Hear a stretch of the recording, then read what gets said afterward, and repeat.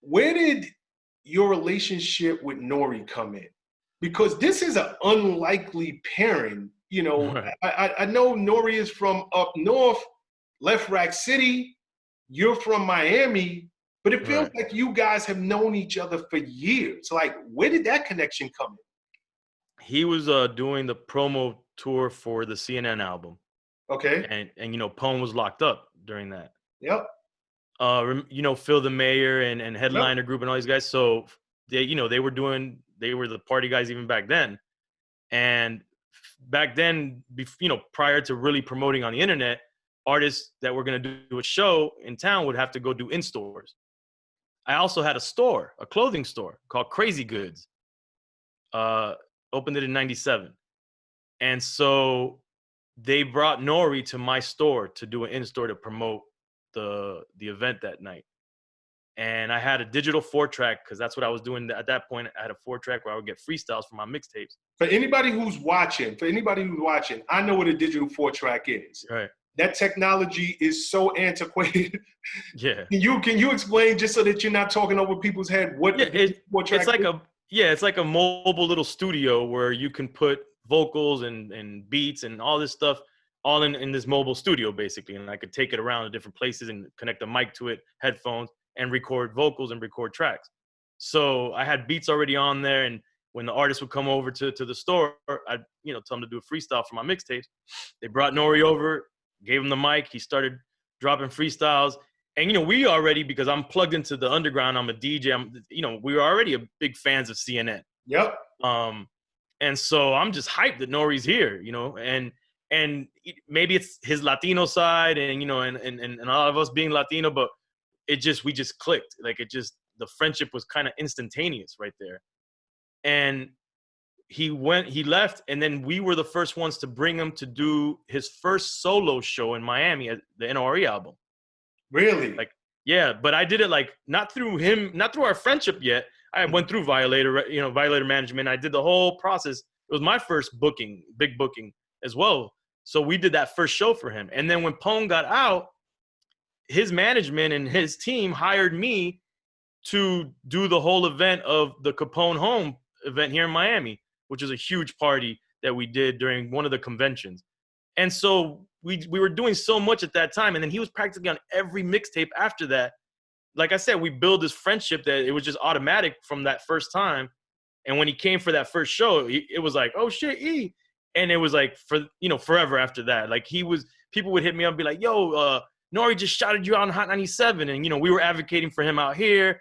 And he was always, you know, bigging us up wherever he was at. And that friendship just, I don't know, it carried over. I couldn't even tell you, because it is weird even when I think back on it. It's such a weird friendship. Like, yeah. It's not like N.O.R.E wasn't N.O.R.E. Like, he's traveling and he's meeting people every single day. Yeah, honestly, I don't get it either now that I think about it more.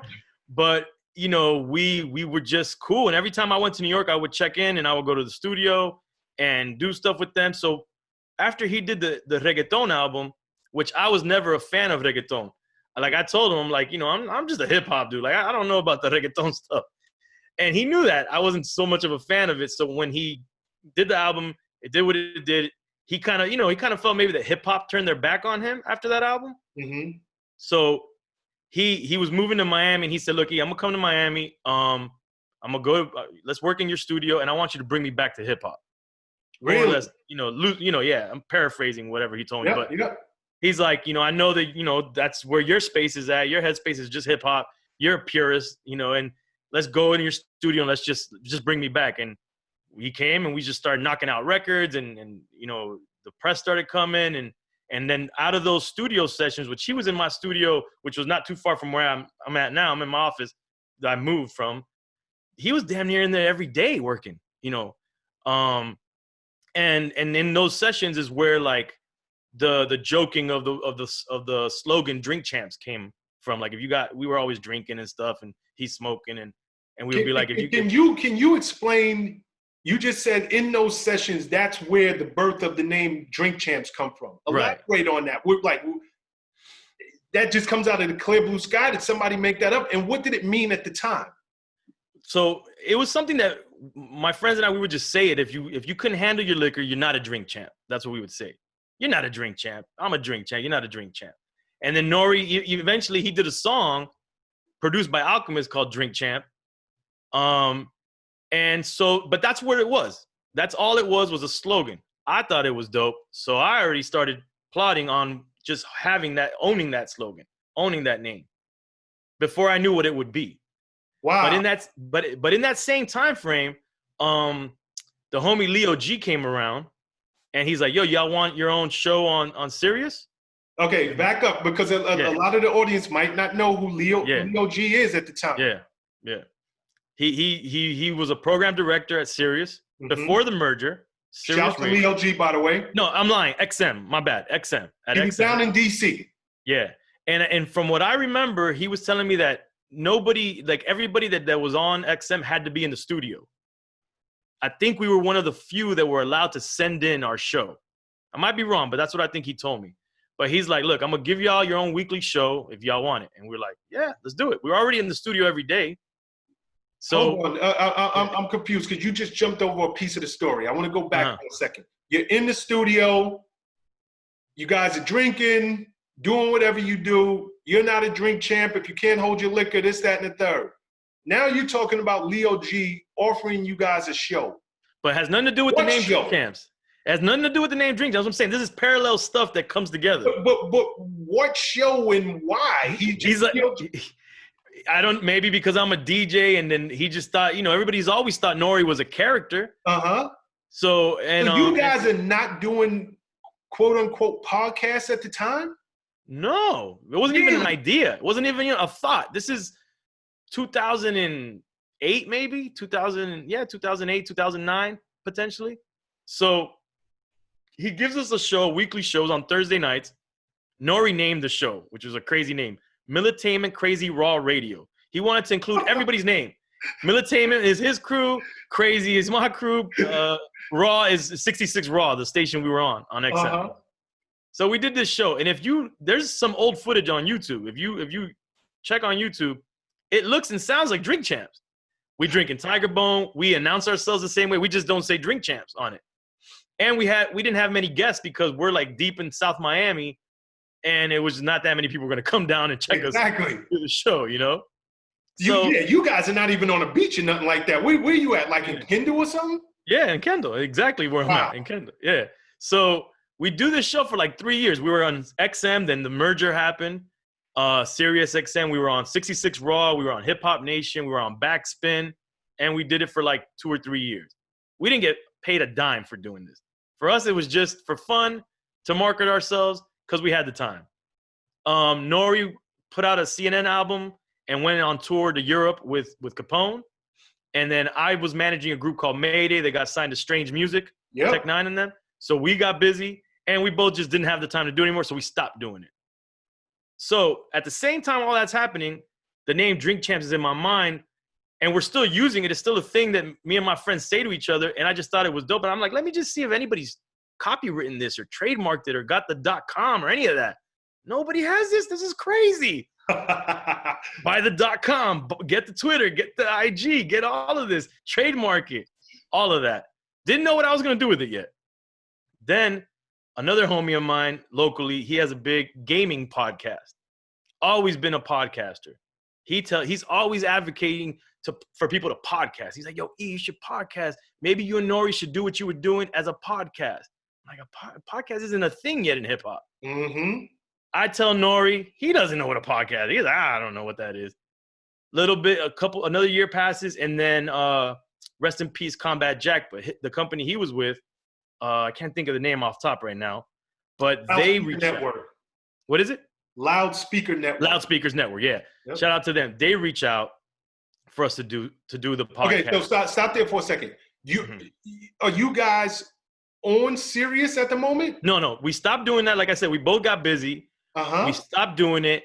I wanted to try and do something like it, but without the fact that we had to turn them in every week and it was a certain amount of time. Like I just didn't want all those restrictions on them. I just wanted to be more loose with it. And my boy's like, with podcasting, it doesn't have to be a certain amount of time. You could put it out whenever you want. That's how he's selling it to me. And I'm like, yo, no, we could do this whenever the fuck we want. and potentially make a couple extra bucks while we do it, and actually make money doing this one versus what we were doing before. So that's where we're at. What made the Loudspeaker Network reach out to you? Did they just remember your show? Like, this is so crazy because Leo G reaches out. It's not like you guys are even trying to be on the radio at that point. And he's like, yo, I'll give you a slot. Now you're in between, you know, your show with Sirius at the time. Right. You got time on your hands, in Loudspeaker Network just reaches out of the clear blue. I mean, it was a conversation. I mean, look, everybody loves N.O.R.E. The people that know N.O.R.E., everybody loves N.O.R.E. And so I feel like, you know, he's blessed in the sense that people always want to see him win. They think he's hilarious. They think that, you know, he could do more with his personality, which is what I believe as well. So I saw the future and what we could do with podcasting. So they reached out. I'm asking these questions. I'm sorry to cut in. Yeah. Because, you know, hindsight is always 20/20. And I believe, you know, I'm a man of faith. I believe everything is divine. You don't go through anything by accident. Anything that we go through, it is really to set you up for what's to come.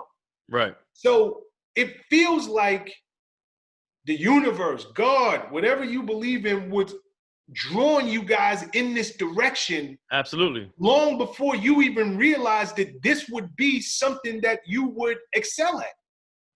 And we had to, the thing is, and you have to be ready to take advantage when it comes. I love that. That's the thing. So everything is steering us in that direction. And I'm telling N.O.R.E., let's do it. He's not ready for years. Loudspeakers send us equipment. I have to send it back because N.O.R.E. he's just not ready to do this. He's not ready. What do you mean he's not ready? He's just like, yo, I'm not going to carve an hour a week out of my time? Yeah, look, yeah, I don't know. He just wasn't ready. You know, N.O.R.E.'s N.O.R.E. What can I say? So I'm just like, all right, man, well, I'm not going to hold these people. I send the equipment back. I'm like, yo, my bad, man. He's not ready. But I'm constantly telling him, N.O.R.E., let's do this. Let's do this. Let's do this. I'm beating it over his head for at least a year or two, maybe longer. And then, you know, he does Tax Stone's show, and he realizes he sees like a street dude doing a podcast, because everybody in hip hop was kind of looking at podcasting like a nerd thing. Yep. It wasn't something that, you know, the cool guys did. Like, street guys don't do podcasting. That's some nerd computer shit. And I'm telling him, Lord, we can make some money doing this. You know, I didn't know what potentially we could make, but I'm like, hey, man, better than doing it for free, like what we were doing at SiriusXM, and we're going to have fun doing it. So that was my goal. So finally he does that show. He comes back to me. He's like, yo, E, I'm ready. I'm like, great. We don't have partners anymore that are ready.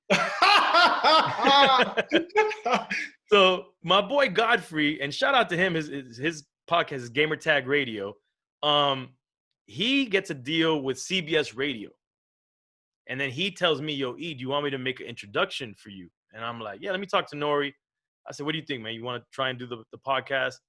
And he's like, CBS Radio, that sounds big. Let's do it.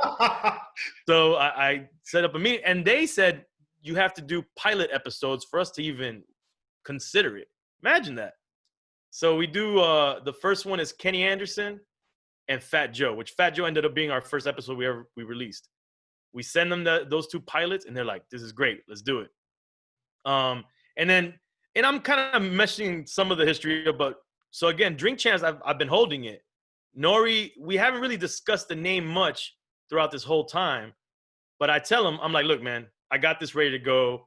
At some point, I have my boy Scam do the logo. He's the guy he's done stuff for Eminem, done stuff for Tribe Called Quest, and he's a Miami native, and he's my boy, and he's done work for me. So I had him do the logo, which is the logo that we have. I said, look, I got all this ready, man. Let's just call it Drink Champs. And N.O.R.E.'s like, when N.O.R.E.'s ready, he's ready to run. He's all in. Yeah. So it was like CBS Radio, you got everything. Let's go, you know. And we did those pilot episodes. They released it, and the rest is history. What's up, guys? Thanks for sticking with me to the end of the video. Truly appreciate you. If you like anything you heard here today, go ahead and hit that subscribe button. And if you know anybody that can benefit from this message, feel free to share. Peace and love.